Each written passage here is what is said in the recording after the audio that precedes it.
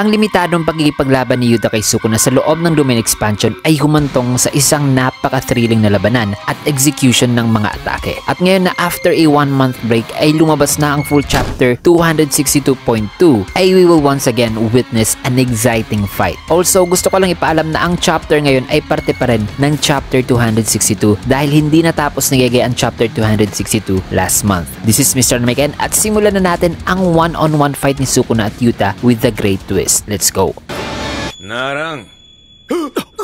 Nagsimula ang chapter sa isang panel na yakap-yakap ng umiiyak na Rika ang katawan ni Yuta. Habang si Yuta naman na nasa loob ngayon ng katawan ni Gojo ay patuloy pa ring sinusubukang ipatumba si Sukuna. May kitang ginamit ni Yuta ang momentum ng pagsuntok ni Sukuna upang mahawakan ang braso nito at ma-takedown ito. Ang attempt na yun ni Yuta ay medyo sumurpresa kay Sukuna nang nagawa nga ni Yutang ma-takedown si Sukuna at nang napailalim ito ay kaagad namang sinipa ni Yuta ang mukha ni Sukuna at napatalsik. Nasa isipan naman ngayon ni Yuta na since na ang katawan daw ngayon ni Gojo ay hindi raw na-possess ni Rika o walang connection kay Rika, even na ang kanyang utak ay nasa ulo naman ni Gojo, dahil dyan, ngayon ay ang limitless lang daw talaga ang kanyang kayang i-activate na curse technique dahil hindi rin daw niya kayang i-activate simultaneously ang curse technique ni Kenjaku na ang body hopping technique while using limitless. Dado pa ni Yuta na simula daw nung naputol ang kaliwang braso at kamay ni Sukuna ay di na raw ito nakagamit ng world cutting slash. Kasi base nga sa mga previous chapter ay kinakailangan ni Sukuna ang tatlo sa kanyang mga kamay para ma-activate ang world cutting slash. Kung kaya't ngayon ay napasabi si Yuta sa kanyang isipan na ang tanging paraan lang daw ni Sukuna na ma-bypass ang kanyang infinity ay ang paggamit ng domain amplification. At ang pagmimintay ng domain amplification mga kaibigan ay nag-e-enable naman kay Sukuna o sa sorcerer na magamit ang kanyang innate curse technique. Kaya nag-conclude ngayon si Yuta na nasa sa kanya raw ngayon ang advantage. Maya-maya pa na nag-attempt na si Yuta ng suntok ay imbis na suntok ay nasampal niya si Sukuna sa mukha na ikinabigla naman ni Sukuna na sa isipan naman nga ni Yuta ay sabi niya dito na medyo nagiging mali-mali raw ang kanyang sense of distance na di niya natansya ng maayos ang distance ni Sukuna. Matapos niyan ay bumawi naman si Sukuna ng suntok na buti na lang ay naiwasan ni Yuta. Ngunit sinugundaan pa ito ni Sukuna ng isa pang sipa na nagawa namang ma-block ni Yuta. Subalit medyo nahihirapan ngayon si Yuta sa hand-to-hand combat na habang hawak-hawak niya ang pa ni Sukuna ay sa kanyang isipan ikinonsidera raw niya ito noon during sa kanilang switch training na ang mga binti at braso raw ni Gojo ay mahahaba raw talaga. Kaya nakakapanibago talaga ito kay Yuta. Bukod pa riyan,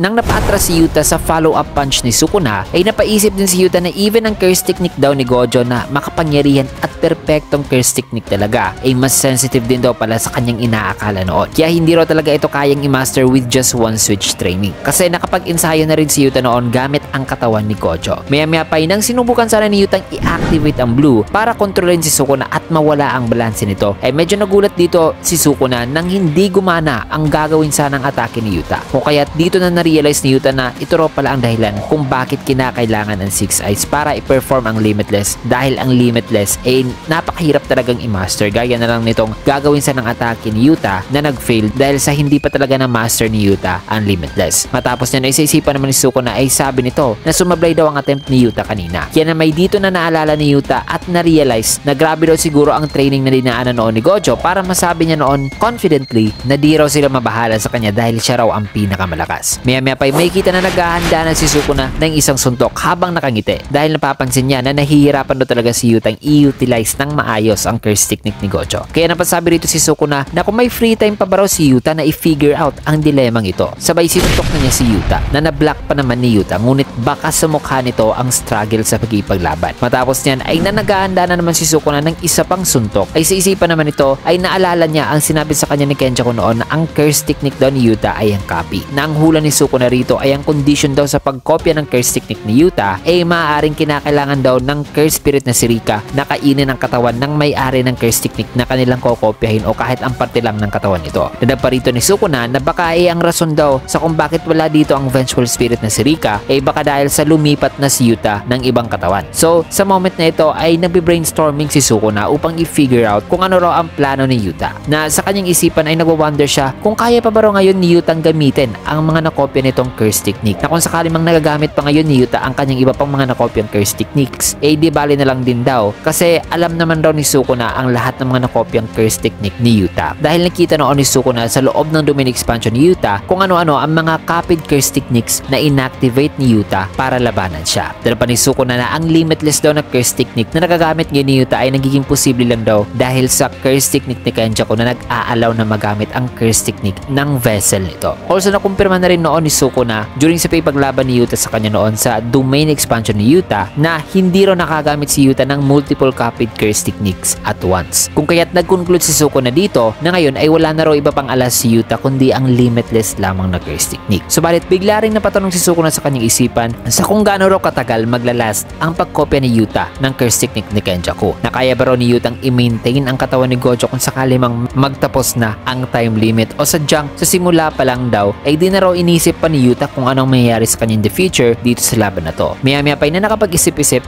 bigla namang na-realize si Sukuna kung ano talaga ang tunay na plano o next move ni Yuta dahil naalala niya ang purple na ini-unleash ni Gojo noon sa kanya. Na nung na-realize ni Sukuna ang plano o ang next move ni Yuta na mag-a-unleash pala ito ng purple bago pinakitang sumunod ng mga nangyari ay pinakita muna ng isang kaunting flashback ni Gojo na kung saan ay sinabihan niya si Yuta sa pagiging sloppy daw nito sa paggamit ng curse energy. Na hindi ba siya sinabihan ni Kusakabe tungkol dito dahil dyan ay pinagtanggol naman ni Namaki si Yuta na pabirong sabi kay Gojo na masyado lang daw talagang harsh si Gojo kay Yuta at ang pagiging harsh o strict daw ni Gojo only kay Yuta ay medyo nakaka-hurt lang daw sa kanila bilang kaibigan nito. Mga salitang di naman pinakinggan ni Gojo habang nangaasar. Matapos niyan ay back to present ito na nga nakapaghanda na si Yuta ng hand sign para i-activate ang purple. Habang sa kanyang isipan wika niya na carefully one by one kailangan niya rong basahin ang memories ni Gojo. So it is confirmed na ang rason sa kung bakit hindi nalaman ni Yuta ang tungkol sa paggamit ni Sukuna ng domain amplification sa loob ng domain expansion laban kay Gojo noon dahil sa hindi pala talaga basta-bastang mababasa o maaalala lahat-lahat ni Yuta ang memories ni Gojo in just a short amount of time. Matapos yan dito na nag-chance si Yuta para i-activate ang purple na wika niyang 9 points polarized light na nang bibigkasin na sana ni Yuta ang huling mga parte ng chanting dito na mabilis na kumilos si Sukuna at pinigilan ang isang kamay nito sa pagbuo ng hand sign sabay sinuntok si Yuta sa mukha. Na nang napatalsik si Yuta sa isipan naman ni Sukuna sabi niya na hindi ba raw naiintindihan ni Yuta noon sa kung bakit napilitan daw noon si Gojo sa pag-activate ng purple sa ibang paraan. Kasi sa pagkakaalam nga natin mga kaibigan na alam ni Gojo na nangangailangan talaga ng time ang pag-activate ng purple. Kung kaya't ang ginawa niya noon ay ang bumuo ng purple sa isang unorthodox way para mabigla o maisahan si Sukuna. Kasi hindi siya binibigyan noon ni Sukuna ng moment na makapag-fire off ng purple. At ngayon dito kay Yuta ay maaaring hindi talaga makapag-release si Yuta ng purple kasi hindi rin siya bibigyan ngayon ni Sukuna ng time na i-activate ito. Also medyo nagkakaroon na rin talaga ng PTSD si Sukuna sa purple ni Gojo kasi ibang klase talaga ang pagkilos na ginawa ni Sukuna kanina nung papa-activate na sana si Yuta ng purple. Matapos niyan ay habang papatayo na naman si Yuta matapos na napatalsik sa suntok ni Sukuna kanina sa isipan naman ni Yuta na napapansin niya raw na parang nagiging maingat daw si Sukuna ngayon o cautious sa kanyang mga iba pang copied curse technique. Na sa tingin niya ay ina-assume daw ngayon ni Sukuna na di raw niya kayang gumamit ng 2 copied curse techniques at the same time. Kaya napasabi rin dito si Yuta sa kanyang isipan na kung gagamitin niya raw ngayon ang kanilang simpleng plano gamit ang isang technique dahil sa nasa loob daw sila ng unlimited void ay sa tingin niya ay gagana raw ito. Kaya na may matapos niyan ay bigla namang nag-activate si Yuta ng blue dahil nagsimulang lumutang ang mga bagay sa paligid ni Sukuna at sa tabi ni Sukuna ay napansin niya ang isang bagay na lumulutang na sa kanyang paglingon ay laking gulat niya nang makikita ang isang old school recorder na lumulutang na without wasting any more time ay biglang plinay ni Yuta ang recorder na yan na may nakarecord pala na boses ni Togi Inumaki na nagsasabing huwag kang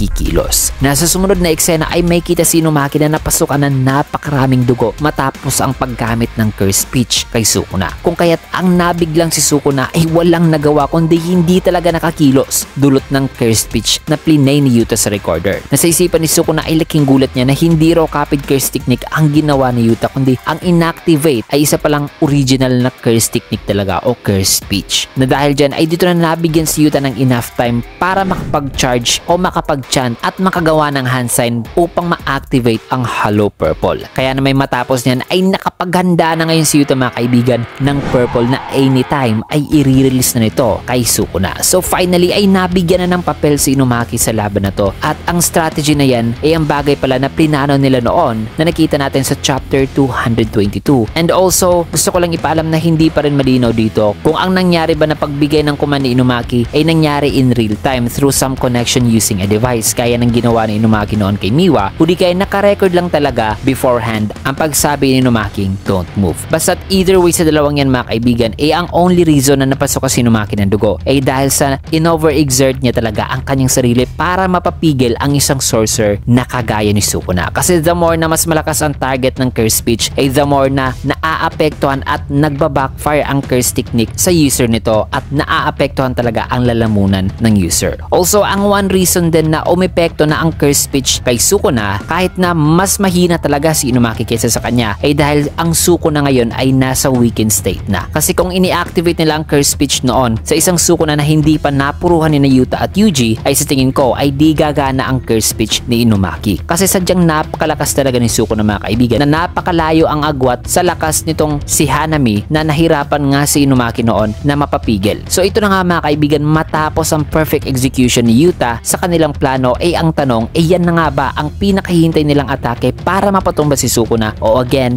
ay makakalusot na naman si Sukuna using a certain strategy na sa tingin ko ay yan talaga ang mangyayari sa susunod kasi I'd still believe na si Yuji pa rin ang makakapagbigay ng finishing blow kay Sukuna. So dito muna natin tatapusin ang chapter mga kaibigan dito sa last panel na ito with an editor's note na nagsasabing firing off his teacher's ultimate technique. So sa susunod na chapter ay masasaksiyan na naman natin ang isang malupit at nerve-wracking na labanan kasi wala pong break next week. So tuloy-tuloy lang ang bakbakan. Kaya naman kung nagustuhan niyo ang ating video, can you get a like, comment, follow, subscribe na rin for more videos like this, and see you guys again on my next video.